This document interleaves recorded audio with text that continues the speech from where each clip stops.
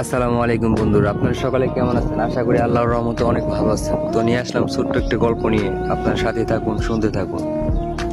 সেদিন আমার জীবনের সবচেয়ে অন্ধকার দিন ছিল। নিজের হাতে প্রিয় মানুষটাকে কবর দিয়ে কবরের পাশে চুপচাপ বসেছিলাম। হঠাৎ নিস্তব্ধতার মাঝখানে মনে হলো কবরের ভেতর থেকে একটা মেয়ের আওয়াজ আসছে, আল আমিন, আমাকে বাঁচাও, আমি এখনো মরিনি, কেউ কি আছো এখানে?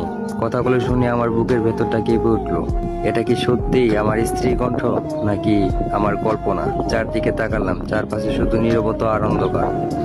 নির্জন কবরস্থানে আমি একা।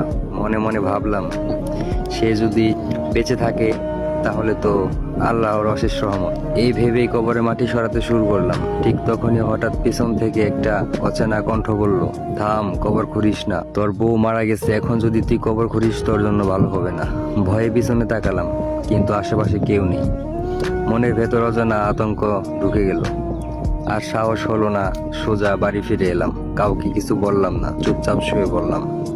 কখন যে ঘুমিয়ে পড়েছিলাম বুঝতেই পারিনি।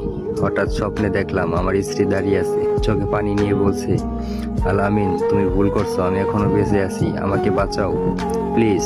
স্বপ্নটা দেখে হঠাৎ ঘুম ভেঙে গেল। আর এক মুহূর্ত দেরি না করে একটা কোদাল নিয়ে দৌড়ে চলে গেলাম কবরস্থানে।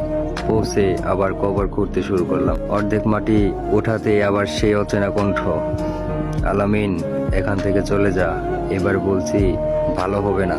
আমি জোর গলায় বললাম, সাহস থাকলে সামনে এসে কথা বল, এভাবে লুকিয়ে কথা বলিস না। কণ্ঠটা আবার বলল, আমি সামনে এলে তুই সহ্য করতে পারবি না, চলে যা, এটা তোর জন্য ভালো। আমি বললাম, না, আমি যাব না। যদি যাই আমার স্ত্রীকে নিয়ে যাব, কারণ আমি জানি সে এখনো বেঁচে আছে। চারপাশে অদ্ভুত হাসির শব্দ ভেসে উঠলো। আমার কথা না শুনলে পরে পস্তাতে হবে। আমি আর কোনো কথা না বলে আবার কবর খুঁড়তে শুরু করলাম। প্রায় 10 মিনিট পর কবর পুরো খুঁড়ে গেল। ভিতরে নেমে যা দেখলাম তাতে আমার শরীর থরথর করে কাঁপতে লাগলো।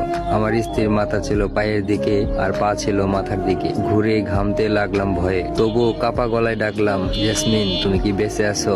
যদি বেঁচে থাকো আমার সাথে চলো। ঠিক তখনই কবরের ভেতর হঠাৎ একটা নড়ে উঠলো। পরবর্তী পাঠের জন্য ফলো দিয়ে পাশে থাকো।